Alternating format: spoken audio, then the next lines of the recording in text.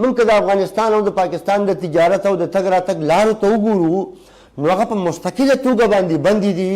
د دغې په وجه باندې هم په اقتصادي توګه باندې پښتنو لا د بندو لارو ملا ماته کړه، ګرانۍ وله ملا ماته کړه، بېروزګارۍ وله ملا ماته کړه، د بندو لارو وله ملا ماته کړه.